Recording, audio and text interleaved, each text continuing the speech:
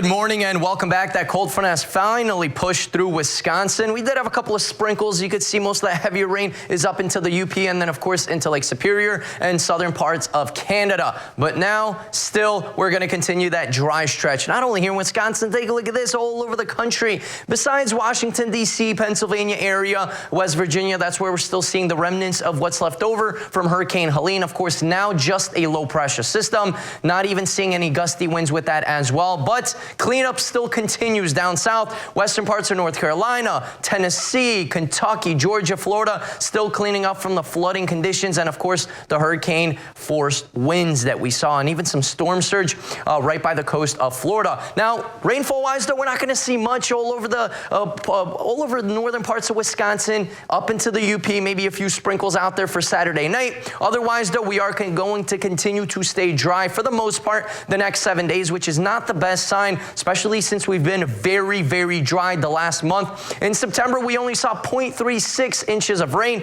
That is well below average. And of course, we're seeing a little bit of a drought condition going on. Now, very low dew points all over the state, even close to Shawano and right by Lake Michigan, Green Bay. You are only seeing a dew point right around 41 degrees. That means very comfortable conditions, but yes, it is feeling a bit dry, and it's going to continue to feel dry the next several days, right through the weekend even. We're looking at very low dew points. It's not even showing up here on the map, which means we're going to see very low dew points. Now, temperature-wise, though, not low at all for yesterday. 77 degrees here in town. Same story in Tomahawk, even close to 81 by Stevens Point. Wapaka, you were at 81. Wisconsin Rapids, you were nice and toasty at around 80 degrees 24 hours ago. We're not going to see that anytime soon, though. We're going to be a lot cooler for today. It's going to feel more like fall. A little bit better for tomorrow. Still windy, though.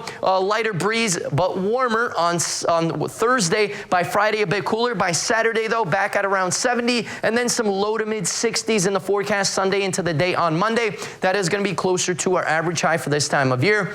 Now, we are still seeing some gusty winds outside, especially the eastern part of the state. You see all of this? This is showing some wind gusts even up to 20 to 25 miles per hour. Later on this afternoon, we're going to continue to see some gusty winds, more of a calm wind overnight, and then tomorrow really ramping up, where wind gusts might be even up to 35 to 40 miles per hour in some spots. Even though temperatures are going to be close to 70, it's still going to be very windy, mainly blowing from the south. That's going to continue to bring in those warmer temperatures. Now, for today, though, not warm at all. We're actually going to be slightly below average, right around 60 degrees. Our average is at 62. At least we're going to be sunny, but it will be windy. We're going to see that northwest wind blowing and gusting up to even 25 to 30 miles per hour. And of course, that northwest wind bringing in those cooler temperatures. And that's going to continue into tonight as we see frost in some spots, mid-30s, mostly clear skies in the area. We'll see if there's any frost advisories that are posted by tomorrow morning. And then for tomorrow, throughout the day, wow, what a nice rebound, right? Temperatures right around 70. We're going to see mostly sunny skies, but it will continue to stay windy, even more of a wind from the south-southwest, gusting up to even 30 to 35 miles per hour. Our 7-day outlook brought to you by Northwoods Furniture and Mattress does show the up and down roller coaster ride. Temperatures overall, though, the next 7 days are going to stay slightly above average. Besides, overnight lows back in the 30s and 40s.